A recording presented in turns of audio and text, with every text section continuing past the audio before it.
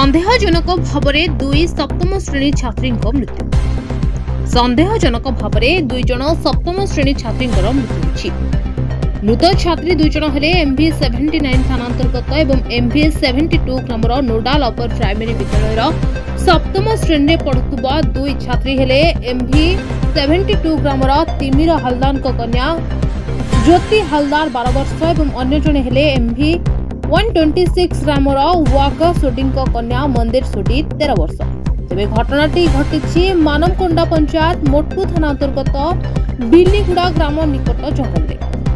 घटनार जनापड़ी कि दुई छात्री MV 79 नोडाल upper primary विद्यालय सप्तम श्रेणी छात्री दुहे गत गुरुवार दिन विद्यालय को आसिया उठेरी ना।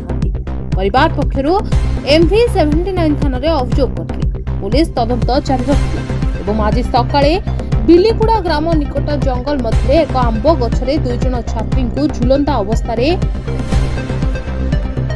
MPV ग्रामर किछि महिला देखिथिले। यापर खबर प्रचार हेबा परे मालकानगिरी SDPO सचिन पटेल घटनास्थल में पहुंची तदंत आरंभ करछथि। साइंटिफिक टीम आसला परे सत्यासत्य कोन जणा पड़िबो।